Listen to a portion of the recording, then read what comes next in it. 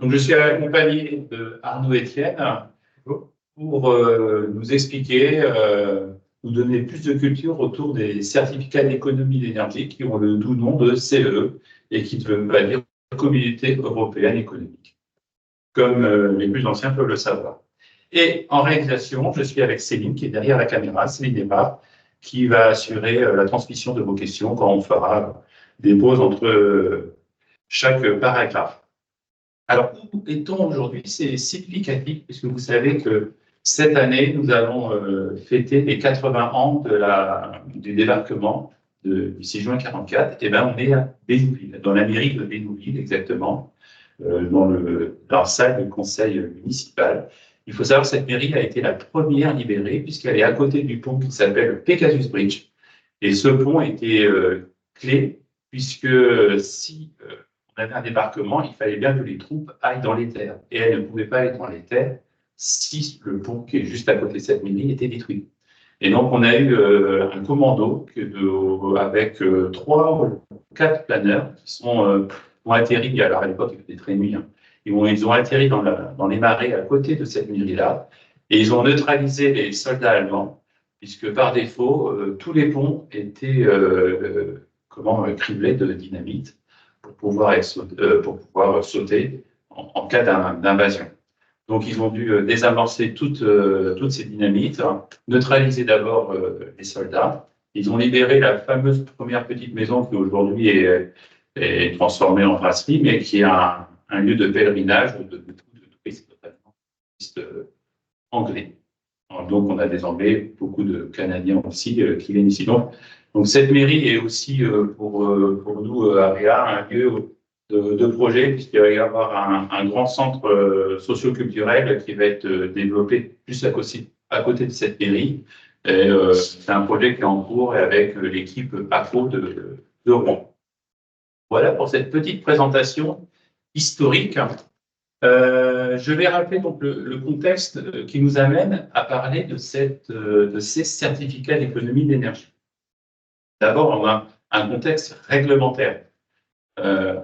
On a le fameux décret tertiaire qui oblige, d'une part, à déclarer la part, donc, que ce soit des propriétaires privés de bâtiments ou des collectivités qui ont des bâtiments de plus de 1000 mètres carrés sur une empreinte foncière.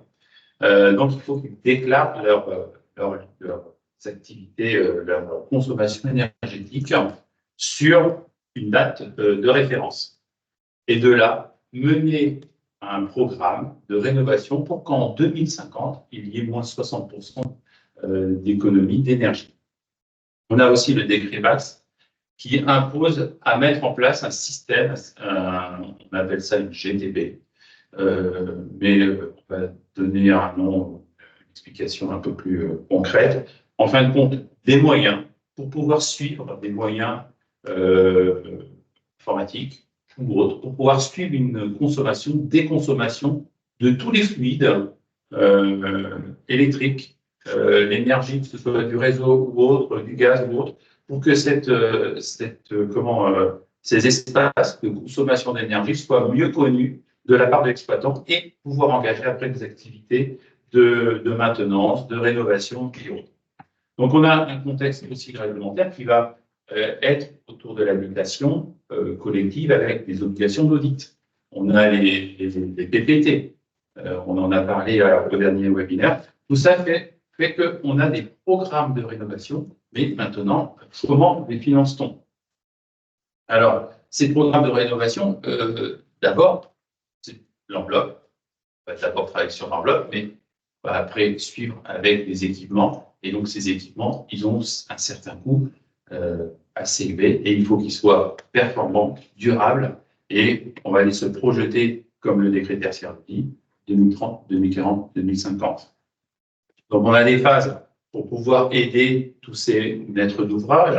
On a plusieurs phases de travail. On a de l'audit, on a de l'étude, on a des études de faisabilité énergétique. On va aller comparer plusieurs solutions. Où s'engager, c'est pas facile. On sort du gaz, oui, mais on va vers une pompe à chaleur à faire, la géothermie. Donc tout ça, c'est ce qu'on appelle une faisabilité énergétique. On va aller comparer va aller comparer plusieurs solutions. On peut engager aussi des programmes, avoir une vision un petit peu large, une collectivité à plusieurs bâtiments, elle ne sait pas où elle va aller. Là, on n'est pas dans la maîtrise d'œuvre, on est dans quelque chose d'un petit peu plus général, donc on va aller sur du programme qui va nous donner des orientations. Et en fait, une fois que tous ces travaux, cette faisabilité énergétique a abouti sur des décisions, on va aller faire tout simplement de la maîtrise d'œuvre. Et pour faire cette maîtrise d'œuvre, une équipe est constituée, architecte, maître d'œuvre, économiste, bureau d'études structure, bureau d'études thermiques, fluides, et ainsi de suite. Donc voilà un peu la généralité pour notre contexte réglementaire qui aboutit à après des actions et maintenant qu'il va falloir financer. Alors, quels sont les différents outils que l'on a avec nous? On a le fameux fonds vert, qui permet très orienté aujourd'hui école. Alors, d'une année à une autre, il y a des orientations différentes. On a la DETR, qui est pilotée notamment par la préfecture. On a la Caisse des dépôts et consignations au travers de la Banque des territoires, qui va apporter aussi les possibilités de prêt.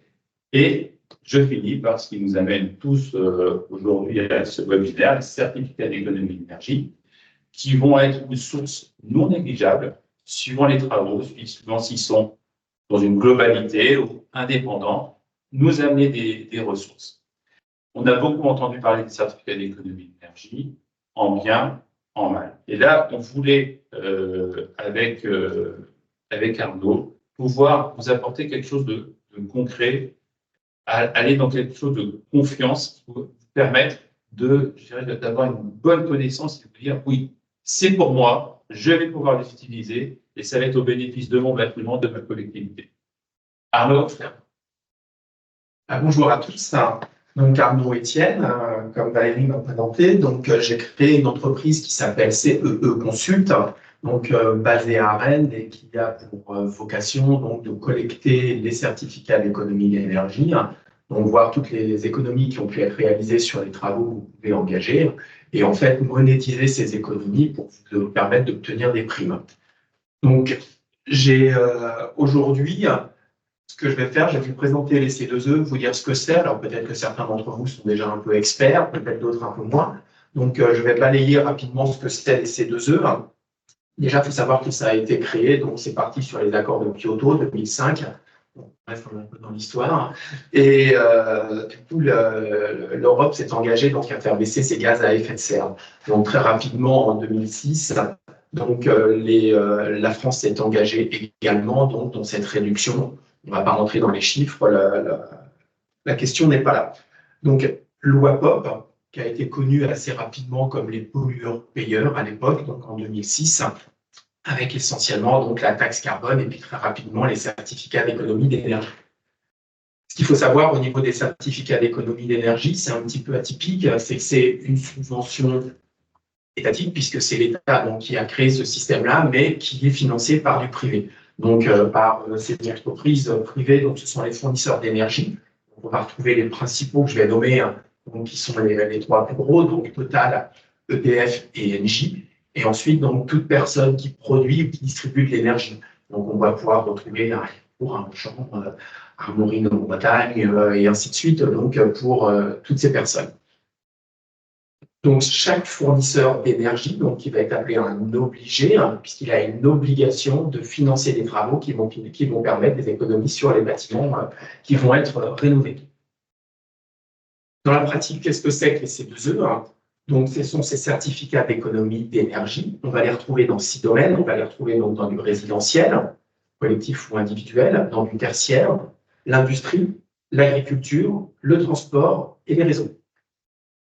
Donc, toutes ces familles sont régies donc, sur un site gouvernemental où vous allez retrouver donc, des fiches qui vont décrire tous les travaux qui sont possibles et qui sont éligibles au dispositif par famille. Donc, on va retrouver dans les familles, bien sûr, il y a les 6 gros secteurs, et dans les familles, essentiellement, vous allez retrouver tout ce qui va être enveloppe, et après, donc, chauffage, CVC. Voilà, c'est les grandes familles et les menuiseries extérieures. Alors après, bien sûr, il y a d'autres petites choses qui forcément petites, mais d'autres choses qui peuvent rentrer en compte. Mais ce sont les trois grosses familles qu'on retrouve à chaque fois. En fait, ces fausses, elles vont permettre donc de financer les économies que vous allez réaliser sur vos rénovations énergétiques. Et il y a eu pour cela donc une unité de mesure qui a été inventée, donc qui est le kilowattheure CUMAC. CUMAC signifiant cumulé actualisé, c'est-à-dire que l'idée est de se dire, je prends mon bâtiment à l'état dans lequel il est aujourd'hui, je regarde où je vais me projeter, ce que je vais faire comme travaux pour amener mon bâtiment à cet endroit-là, et on va calculer avec les nouveaux matériaux qui ont été utilisés, une nouvelle isolation, il parlait d'une pompe à chaleur, géothermique, aérothermique, aérienne, et ainsi de suite, un réseau de chaleur. Ce que l'on va pouvoir regarder, c'est combien d'économies vont générer ces travaux sur la durée de vie des produits donc, par rapport au bâtiment à l'état actuel. Et donc, ça se traduit en kilowattheure CUMAC. Et en fait, mon travail aujourd'hui, c'est de collecter donc, toutes les informations le permettant et de monétiser en fait, ce kilowattheure CUMAC et de permettre au maître d'ouvrage d'obtenir une prime. On va retrouver donc le kilowattheure et ensuite donc on va rappeler quelques cours de maths, on va passer au méga, au giga et au térawattheure CUMAC, donc qui est la plus grosse valeur pour nous. Les C2E, alors qu'est-ce que c'est? Donc en fait on va retrouver 4 interlocuteurs essentiellement. Donc, je vais me nommer en premier, c'est pas Paul Nubé, je vais être au centre du jeu. Donc c'est-à-dire que moi je vais essayer de collecter toutes les infos dont j'aurai besoin. Donc, les infos dont je vais avoir besoin, c'est tous les, soit le CCTP, DPGF, les devis des entreprises, donc tout ce qui va me permettre de voir les travaux qui vont être réalisés sur le bâtiment. Donc ça, je vais en avoir besoin. Et une chose très importante, le maître d'ouvrage, avant de s'engager, donc de signer tout acte d'engagement quel qu'il soit, devra recevoir de ma part un courrier, donc on appelle un contrat d'incitation financière, qui porte une phrase qu'on appelle RAI, rôle actif et incitatif, et qui en fait prévient le maître d'ouvrage que tous les travaux qu'il envisage de réaliser sont éligibles au C2E. Voilà, ça c'est une partie très importante. Donc une fois sorti de ça, donc, le maître d'ouvrage va réaliser ses travaux. J'ai marqué dans du résidentiel, ça peut être sur le particulier, je ne traite pas, mais du bailleur, du syndic de copropriété. On va retrouver l'industrie, et puis après on va retrouver du tertiaire, à travers la santé, l'enseignement, tout le bâtiment donc, de municipalité, et ainsi de suite. Donc, quand on a collecté toutes ces infos, donc moi, je vais faire une étude pour montrer le montant des primes auxquelles aura droit le maître d'ouvrage. Je le fais valider par l'État, donc c'est la DGEC et le PNC2E. C'est plein d'acronymes, mais c'est le pôle national des certificats d'économie d'énergie. Si c'est bon, si c'est validé, donc on travaille avec un obligé, et cet obligé donc se voit dans l'obligation donc de verser la prime inhérente donc, aux travaux qui auront été réalisés par le maître d'ouvrage. Ce qui nous amène en fait à un déroulé de dossier complet. Premièrement, donc, effectivement, tout un travail d'étude. Donc là, un travail conjoint donc, avec le bureau d'études, collecter toutes les infos dont j'ai besoin, dont on parlait tout à l'heure, les devis, les preuves d'engagement. Une fois qu'on a donc tout ça, que l'étude est faite, ce fameux rôle actif et incitatif, où on annonce au maître d'ouvrage qu'il va pouvoir bénéficier de primes C2E. Je récupère bien sûr les actes d'engagement signés, les travaux se réalisent, donc là avec un laps de temps plus ou moins long. Une fois que ces travaux sont terminés, il va falloir récupérer toutes les preuves de réalisation. Donc, vous pouvez à l'état que tout ce qui avait été prévu a bien été réalisé. On fait une attestation sur l'honneur qui doit être signée et par les entreprises ayant réalisé les travaux et par le maître d'ouvrage. Et donc, in fine, une fois que j'ai collecté toutes ces informations, donc je vais être un peu un collecteur, un agrégateur, si on parle un petit peu plus en informatique, je vais récupérer toutes ces infos, je les soumets donc à mon obligé et forcément par la force des choses à l'État, et le montant de la prime est payé à ce moment-là donc auprès du maître d'ouvrage, assez rapidement. On a décidé de faire un petit focus sur la rénovation globale, qui est un point assez important. Donc, on va retrouver effectivement sur le résidentiel, chez les particuliers, mais comme je vous ai dit, pas de cette partie-là, mais on va retrouver donc sur le résidentiel collectif. Donc, les deux gros acteurs qu'on retrouve dans ces familles, ça va être le bailleur social et le syndic de copropriété. Donc, ce qu'il faut, donc, avant tout, ça va être de faire un audit. Donc, cet audit doit être réalisé par un bureau d'études donc, qui va être certifié, donc OPQBI, RGE, donc il y a certaines certifications, dont l'AREA, bien sûr, possède, et doit faire son audit selon certaines, avec certains logiciels. Donc, il y en a 2 aujourd'hui, ça peut évoluer, mais bon, aujourd'hui, ce sont les 2 qui apparaissent à l'écran. Les entreprises doivent réalisant les travaux doivent être RGE. Il faut un gain énergétique d'au moins 35%. Il faut que, heureusement, on va faire moins de 331 km donc au mètre carré, une fois les travaux réalisés, et ne pas augmenter les gaz à effet de serre. Donc, si vous êtes à l'ELEC, effectivement, imaginez que même du fioul, ça, c'est dans les choses qu'on n'a pas le droit de faire, c'est pas très bien vu. Et également, si le réseau de chaleur est présent, privilégier le raccordement sur les RC. Je vais faire très vite, pas vous saouler, mais en fait, c'est vrai que les C2E, ça peut paraître un petit peu lourd administrativement parlant, mais la seule chose, en fait, il faut travailler avec quelqu'un qui va vous prendre en main mais dès le début, c'est-à-dire vraiment constituer une équipe. Donc, je suis là, bien sûr, mais ça va être avec un bureau d'études, avec des entreprises qui vont réaliser les travaux. Et il faut juste qu'on trouve un moment pour se retrouver un peu et bien réfléchir à la façon dont on va gérer le dossier. Une fois que ça s'est fait, que l'équipe est bien constituée, c'est relativement facile et ça découle assez facilement.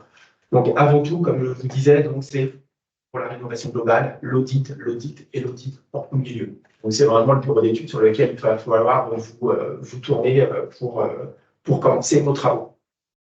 Ensuite, pour les syndics de copropriété, moi, en tant que représentant d'un obligé, quelque part, puisque je vais venir financer les travaux, il va falloir que lors de l'AG, ça c'est très important, donc vous refusiez que je sois, moi, on va dire AMO, que je vous accompagne financièrement, donc avec un rôle d'AMO.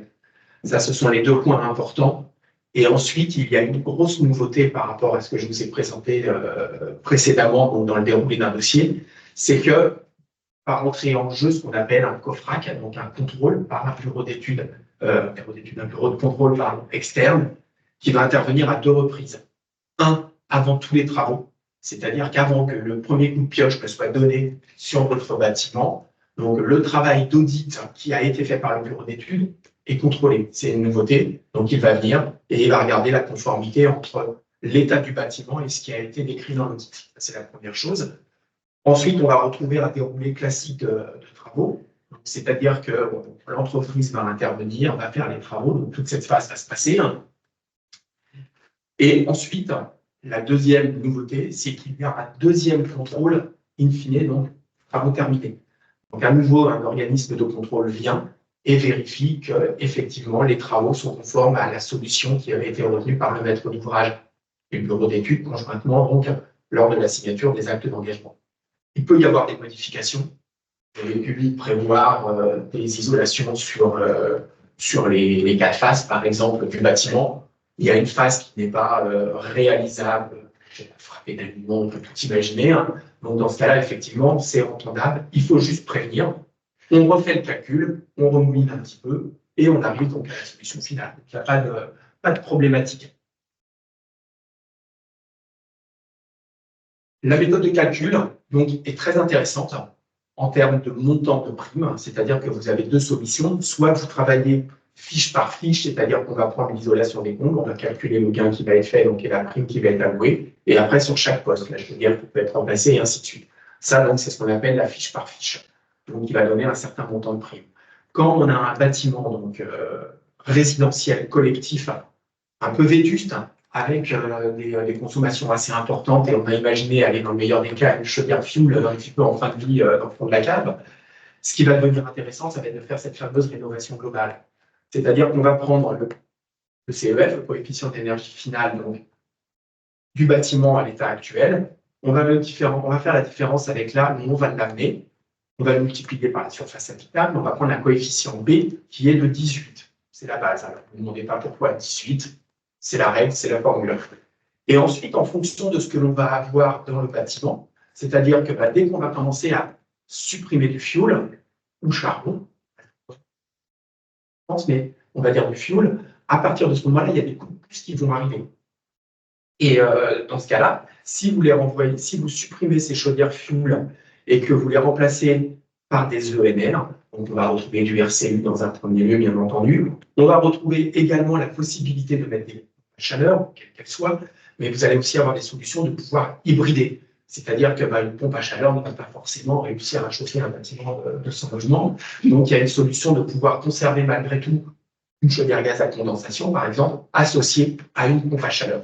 Et du coup, ce coefficient de 18, je vous laisse le découvrir, va pouvoir passer à 46 ou à 77 si on vient du fioul, et va être un petit peu moindre si on va enlever d'autres moyens donc, de chauffage avec des coefficients de 38 ou de 61. Et dans ce cas-là, le montant de la prime peut être vraiment, vraiment intéressant. La dernière chose également qui est très intéressante, c'est que associé au coût des C2E, vous avez des associations comme biomasse, donc sur les syndics de copro, donc qui vont pouvoir également vous apporter d'autres aides avec ma prime Rénov' Copro, par exemple, avec, là je ne vais pas rentrer dans le débat, c'est des organismes, mais surtout, si vous êtes syndic de copropriété, n'hésitez pas à vous retourner vers ces gens-là. Il y a vraiment d'autres aides qui viennent en complément, donc qui se cumulent avec les C2E et qui vous permettent vraiment d'aller chercher une très grosse aide qui peut couvrir plus de 50% de vos travaux envisagés. Vous retrouvez le schéma que je vous ai montré tout à l'heure, donc c'est exactement le même à quelque chose près donc, par rapport à un schéma classique de travaux. C'est que vous allez retrouver dans la partie avant travaux, donc sur le dernier poste, le fameux contrôle COFRAC, que vous retrouvez également donc, dans la partie après travaux, sur une fois les travaux réalisés, donc pour finaliser le chantier. Voilà, avant le paiement d'après. J'en ai terminé. Donc, je vous laisse la parole à Valérie pour terminer. Et si vous avez des questions, n'hésitez pas. Je reste à disposition. Je laisse Céline pour remonter les questions si vous avez des demandes de précision. Je pose. Alors, il y a une première question. Un établissement scolaire privé peut-il avoir le droit au C2E ou autres aides pour un projet de rénovation globale, ITE, fenêtre, chauffage par exemple, et vers qui se tourner? Alors non, parce que vous allez être sur de l'enseignement, vous allez être sur du bâtiment tertiaire, donc vous n'allez pas avoir la formule de la rénovation globale. Vous allez être obligé de traiter votre dossier en fiche par fiche, comme vous avez dit. Donc, mais il y a des aides également qui existent pour donc les C2E. Et après, par contre, vous n'aurez pas ma prime rénov', et vous aurez les C2E. Oui, il faut bien préciser à ce qu'on va dire. Dans le résidentiel, on a une fiche qui fait toute la rénovation globale, la plus intéressante que un TH, c'est 45. Merci pour le classique. Mais dans le tertiaire, donc le tertiaire, c'est quoi? Généralement, c'est le bureau, mais c'est aussi l'enseignement primaire, secondaire, universitaire. On a le sport, la santé. Donc tout ça, c'est ce qu'on appelle tertiaire. Et en fait, il n'est pas prévu une seule fiche pour une rénovation globale. Donc il faut faire fiche par fiche. On vous laissera le raccourci pour pouvoir prendre connaissance de toutes les fiches et ça va vous aider. Il y a un petit code. Les fiches, elles s'appellent BAR ou BAT notamment. Un autre pour dire pour les autres fiches, là, je ne m'en souviens pas. IND. Donc BAR, c'est les fiches R comme résidentiel, BAT comme tertiaire. Et ainsi de suite. Donc, c'est un petit code qui permet de savoir à qui s'adresse la fiche directement. Mais en fin de compte, si on l'ouvre, on le sait. Mais disons que dans la présentation du sommaire, vous pouvez déjà savoir par quelle fiche vous pourriez commencer vos projections de financement. Donc, la seconde question. Bonjour, faut-il faire un test d'étanchéité à l'air suite à l'audit et les travaux réalisés pour le contrôle? Ça dépend de ce que vous allez réaliser. En tous les cas, pour les certificats d'économie énergétique, on n'a pas besoin. Et nous, si vous souhaitez obtenir un label des financements spécifiques, là c'est pour un financement vraiment très spécifique suivant les régions, il peut y avoir une demande de labellisation pour avoir upgradé le financement.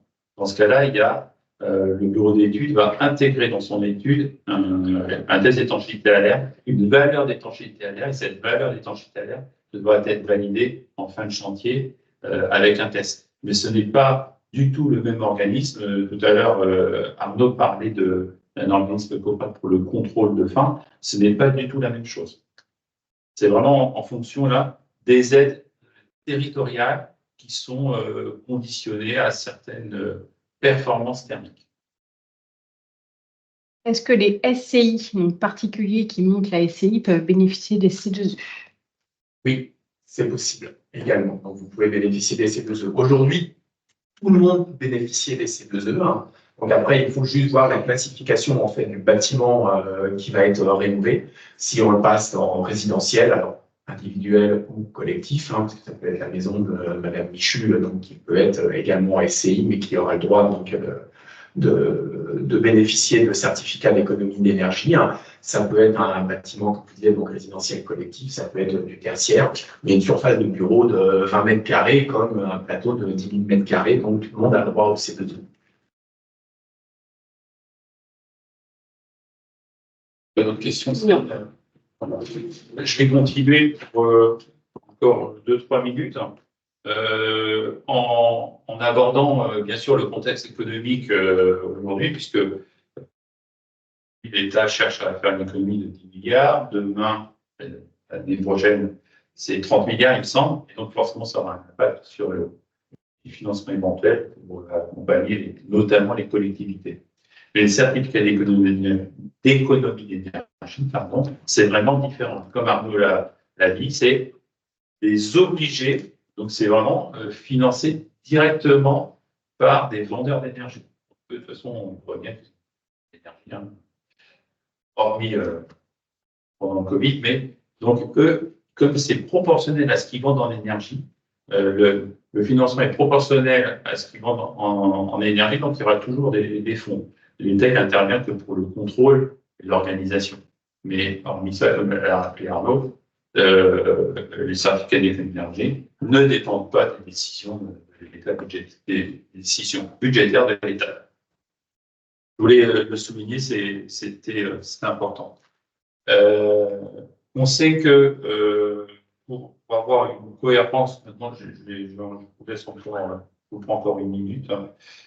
Pour avoir une cohérence, hein, pour rappel, dans une rénovation, il faut toujours s'orienter d'abord sur l'enveloppe et après sur les équipements. Même si c'est tentant, on peut dire, bah, tiens, les équipements, j'ai un gros chèque de certificat d'économie d'énergie.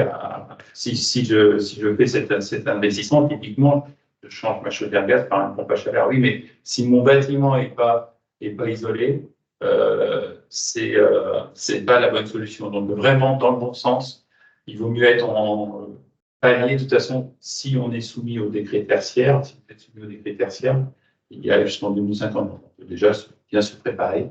D'abord, on traite en enveloppe. Éventuellement, il y a une question sur l'étanchéité. On peut aussi ajouter l'étanchéité, donc une enveloppe mieux isolée, plus étanche. Et après, on se penche sur l'équipement. Et de toute façon, peut-être que ça n'a pas été posé comme question. Une aide, demandée de certificat d'économie d'énergie pour tout le trompe. Si elle a été demandée en 2024, on peut en demander une autre.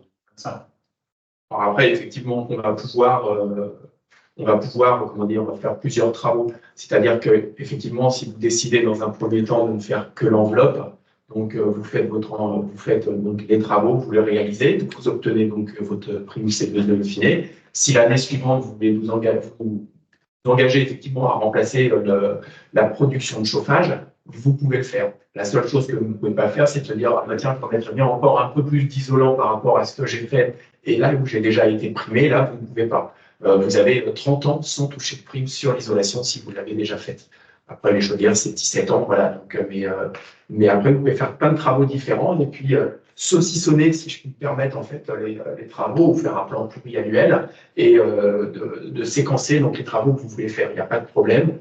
Et vous déposez à chaque fois, donc, je parle un peu de mon jargon, pardon, vous revenez vers moi, c'est encore mieux, là, et je me permets donc de vous faire obtenir les primes au fil des travaux qui sont réalisés et terminés. Une petite question, Arnaud. Est-ce qu'une collectivité ou même un parc social peut demander plusieurs fois des primes pour le raccordement à un réseau urbain? Aujourd'hui, c'est l'immeuble 1, demain, c'est l'immeuble du bloc B2. Est-ce qu'ils peuvent faire ça sur plusieurs années, ce fois? Alors, imaginons, effectivement, il n'y a pas de souci, hein, le réseau urbain, donc imaginons qu'il y a la possibilité du raccordement sur une parcelle de manière cadastrale. Bon, je vais prendre ce cas-là. On va imaginer, je ne sais pas, au-delà des bâtiments où il pourrait y avoir des adresses différentes, mais si on arrive sur une seule adresse à un hôpital, là, il y a plusieurs bâtiments, hein, le réseau urbain donc, arrive, et ce qu'il va me falloir, en fait, c'est que les raccordements, tous les bâtiments vont se raccorder les uns derrière les autres dans la foulée, forcément, au fil des travaux, hein. Ce qu'il faut, donc, c'est un plan bien précis du site, et on va pouvoir justement, effectivement, bien signaler que dans un premier temps, on ne va raccorder que le bâtiment, et si on reste dans le monde hospitalier, la maternité, dans un deuxième temps, on fera le service cardio, et ainsi de suite, et on pourra valoriser bâtiment par bâtiment, effectivement. Et du coup, on peut avoir 10 raccordements urbains au réseau urbain sur une seule parcelle cadastrale si on a 10 bâtiments.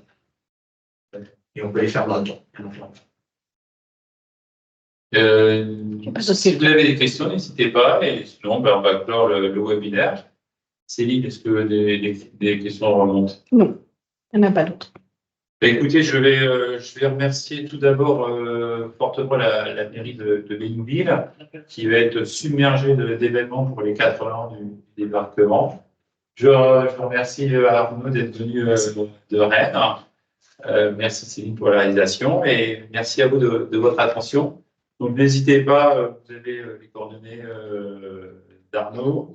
Vous pouvez nous contacter. On va vous donner des liens pour aller voir ces fameuses fiches. Et par mail ou par téléphone, vous pouvez poser vos questions. Merci à tous. Merci, au revoir.